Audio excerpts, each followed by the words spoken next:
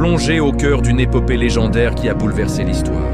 L'affrontement titanesque entre le prophète d'Allah, Moussa alayhi salam, et le plus arrogant des tyrans, Pharaon. Une histoire vraie, faite de miracles divins, de courage inébranlable, de persécutions cruelles et de libérations spectaculaires. De la naissance menacée aux signes éclatants, des plaies terrifiantes à la mer qui s'ouvre. Découvrez le combat éternel entre la foi pure et l'orgueil aveugle. Cette série captivante va vous tenir en haleine. Si cette introduction vous a déjà transporté, likez cette vidéo, abonnez-vous à la chaîne et activez la cloche pour ne rater aucun chapitre de cette saga incroyable. Partagez aussi avec ceux qui aiment les grandes histoires vraies. Prépare une petite arche en bois, place ton enfant dedans et confie-la au courant du Nil.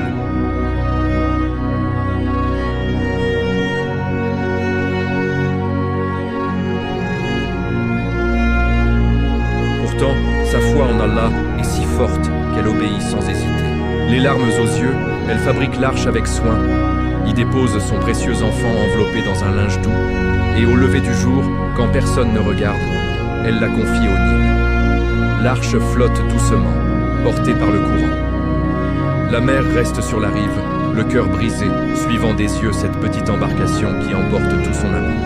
Elle ne sait pas encore que Allah, le meilleur des planificateurs, guide déjà cette arche vers une destination que personne n'aurait pu imaginer. L'arche dérive longtemps, évitant les rochers, les crocodiles, les tourbillons. Et puis, miracle parmi les miracles, elle arrête exactement là où personne n'aurait osé l'exespérer, devant les jardins du palais de Pharaon lui-même. C'est Asiya, l'épouse de Pharaon, une femme au cœur noble et sensible, qui la découvre la première. Elle voit l'arche accrochée au roseau, l'ouvre et son regard tombe sur l'enfant le plus beau qu'elle ait jamais vu. Ses yeux brillent comme des étoiles, son visage rayonne de lumière.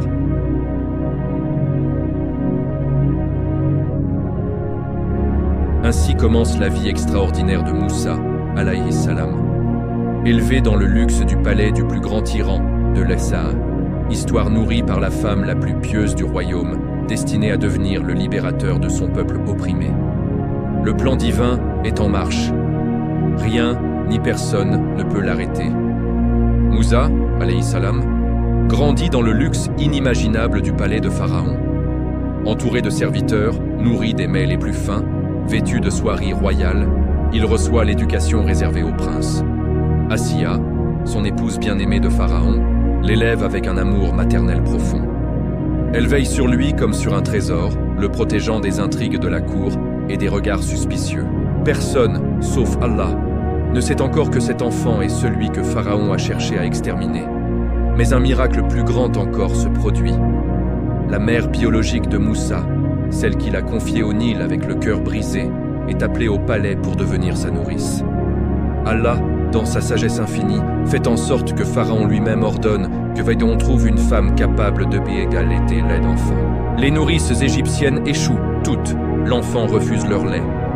C'est alors que la sœur de Moussa, guidée par Allah, suggère discrètement à la cour « Je connais une famille qui pourrait vous aider ». Et c'est ainsi que la vraie mère retrouve son fils, le prend dans ses bras et l'allaite sous le toit même de l'oppresseur. Elle le nourrit non seulement de lait, mais aussi de foi pure en Allah, lui murmurant à l'oreille les histoires de ses ancêtres, Ibrahim, Ishaq, Yacoub, alayhim salam. Les années passent. Moussa devient un jeune homme d'une beauté exceptionnelle, d'une force impressionnante et d'une intelligence rare. Il excelle dans tous les arts enseignés aux princes, équitation, tir à l'arc, stratégie militaire, éloquence. Mais au fond de son cœur, une sensibilité profonde brûle. Il n'a pas oublié ses origines. Il sait qu'il est un banni Israël. Il voit, lors de ses sorties discrètes dans la ville, la souffrance de son peuple. Les coups de fouet, les charges écrasantes, les familles brisées. Chaque fois, une colère sourde monte en lui. Mais il se retient, attendant le moment que seul Allah connaît. Un jour, alors qu'il traverse les rues animées de la capitale, une scène insupportable se déroule sous ses yeux. Un soldat égyptien, un homme brutal du clan de Pharaon, frappe violemment un ouvrier israélite. L'homme est âgé, faible. Il ploie sous le poids des briques et pourtant le soldat le roue de coups. l'insultant, le traitant de vermine. Les passants détournent le regard, terrifiés. Moussa, lui, sent son sang bouillir. Il ne peut pas rester immobile. Il s'approche rapidement. « Arrête !» ordonne-t-il d'une voix ferme. Le soldat, surpris de voir un jeune homme vêtu comme un prince, ricane et continue. Moussa, poussé par une indignation qu'il ne peut contenir, intervient. Dans la chaleur du moment, il porte un coup unique, puissant. L'Égyptien s'effondre, mort sur le coup. Le silence tombe sur la rue. Moussa regarde sa main, tremblant. Il n'avait pas voulu tuer. C'était un accident, une réaction instinctive pour protéger l'innocent. Mais le mal est fait. Il se repent immédiatement, se tournant vers Allah dans son cœur. « Ô mon Seigneur, j'ai commis une faute contre moi-même. Pardonne-moi !» Et Allah, le très miséricordieux, accepte son repentir et lui pardonne. Mais le secret ne reste pas caché longtemps. Le lendemain, la nouvelle se répand dans la ville comme une traînée de poudre. On murmure que le prince adoptif a tué un Égyptien pour défendre un esclave israélite. L'information arrive enfin aux oreilles de Pharaon. Celui qu'il a élevé comme son fils voit soudain en lui une menace. « Trahison !» rugit-il dans la salle du trône. « Il prend le parti de ces misérables contre les nôtres !» Pharaon convoque ses conseillers et décide « Moussa doit mourir ». Au palais, un serviteur fidèle touché par la bonté de Moussa risque sa vie pour l'avertir en secret. « Fuis, ô Moussa ! Pharaon a ordonné ton exécution. Il prépare déjà ton arrestation. » Moussa comprend que le moment est venu. Sans rien emporter, il quitte le palais dans la nuit, traverse les portes de la ville déguisée et s'enfonce dans le désert immense. Pendant des jours et des nuits, il marche seul, sans eau ni nourriture, guidé seulement par sa foi. Le soleil brûle sa peau, le sable lui fouette le visage, mais il ne se plaint pas. Il demande seulement à Allah de le guider vers un lieu sûr. Après un voyage épuisant, il arrive enfin aux portes de Madian, une terre lointaine où règne la paix. Épuisé, il s'approche d'un puits où les bergers abreuvent leurs troupeaux. Il voit alors une scène qui touche son cœur noble. Deux jeunes femmes se tiennent à l'éblé-quart, attendant que les hommes forts finissent, n'osant pas s'approcher avec leurs brebis. Moussa, malgré sa fatigue, ne peut supporter cette injustice. Il s'avance, écarte poliment les bergers brutaux, puise l'eau lui-même et abreuve leurs animaux. Les deux jeunes femmes, impressionnées par sa force, sa modestie et sa courtoisie, rentrent chez elles et racontent tout à leur père, un vieil homme sage et pieux, le prophète Chouaïb, alayhi salam. Celui-ci, touché par l'histoire, invite Moussa à venir chez lui. Quand il entend le récit du jeune homme, sa fuite, sa solitude, sa droiture, Chouaïb sent qu'Allah a envoyé une bénédiction à sa maison. Il propose à Moussa « Reste avec nous. Je te donne en mariage l'une de mes filles, à condition que tu travailles pour moi pendant 8 ou 10 ans. » Moussa, reconnaissant, accepte avec gratitude. Il épouse Safoura, une femme pieuse et douce, et commence une nouvelle vie simple, loin du luxe, mais proche d'Allah. Berger, mari, serviteur humble. Pendant ces années à Madian, Moussa apprend la patience, l'humilité, la confiance totale en Allah. Il ne sait pas encore que ces épreuves le préparent à la plus grande mission qu'un homme ait jamais reçue. Le tyran croit l'avoir gagné. Le peuple opprimé désespère. Mais Allah prépare déjà le retour de son prophète. Si ce chapitre vous a bouleversé, si vous avez ressenti la puissance de la justice divine et la beauté du repentir sincère, alors likez cette vidéo tout de suite. Abonnez-vous à la chaîne. Après 10 années de vie paisible à Madian, Moussa, alayhi salam, décide qu'il est temps de retourner en Égypte avec sa famille. Sa femme Safoura est enceinte, les enfants sont encore petits, mais une nostalgie profonde l'appelle vers la terre de ses ancêtres. Il rassemble ses troupeaux, charge ses affaires modestes et prend la route du long voyage à travers le désert. Une nuit d'hiver, particulièrement froide et sombre, la petite caravane avance avec difficulté. Le vent glacial souffle, les étoiles sont cachées par d'épais nuages. Moussa cherche un abri pour protéger sa famille du froid. Soudain, au loin, sur le flanc d'une montagne isolée, il aperçoit une lueur, un feu. Il dit à sa femme « Restez ici, je vais chercher du feu pour nous réchauffer. Peut-être y a-t-il des gens là-bas qui pourront nous aider. » Il avance seul vers cette lumière, laissant derrière lui sa famille emmitouflée dans les couvertures. Plus il s'approche, plus la scène devient étrange. aperçoit un arbre vert, luxuriant, en pleine combustion. Mais les flammes dansent sans consumeur une seule feuille, sans noircir une seule branche. Le feu brûle, vivant, miraculeux, sans détruire ce qu'il touche. Musa reste figé, fasciné. Jamais il n'a vu une chose pareille. Il s'approche encore, le cœur battant. À cet instant précis, une voix puissante, majestueuse, mais empreinte d'une douceur infinie, résonne dans la vallée entière. Chaque pierre, chaque grain de sable semble trembler. Ô Moussa, certes, je suis Allah, le Seigneur des mondes. Ôte tes sandales, car tu te trouves dans la vallée sacrée de Touwa. Je t'ai choisi. Écoute donc ce qui va t'être révélé. Certes, je suis Allah. Il n'y a de divinité que moi. Adore-moi donc et accomplis la prière pour te souvenir de moi. Moussa tombe à genoux, submergé par la présence divine. Ses jambes tremblent, sa voix se brise. Lui, le berger simple, l'exilé, le fugitif, est en train de parler directement à Allah, le créateur de tout ce qui existe. Il n'ose même pas lever les yeux. Allah continue. « Qu'as-tu dans la main droite, ô Moussa » Moussa répond, la voix hésitante. « C'est mon bâton, ô mon Seigneur. Je m'appuie dessus, je fais tomber les feuilles pour mes brebis, et il me sert à d'autres usages. Alors Allah ordonne, jette-le à terre. » Moussa obéit. À l'instant où le bâton touche le sol, il se transforme en un énorme serpent vivant qui rampe rapidement, la gueule ouverte, terrifiant. Moussa recule instinctivement de peur. Mais la voix divine le rassure. N'aie pas peur, prends-le, il redeviendra un bâton dans ta main. Moussa, tremblant, avance la main et saisit le serpent par la queue. Immédiatement, il retrouve sa forme de bâton inoffensif. Puis Allah dit « Mets ta main dans ton col, sous ton vêtement. » Moussa obéit.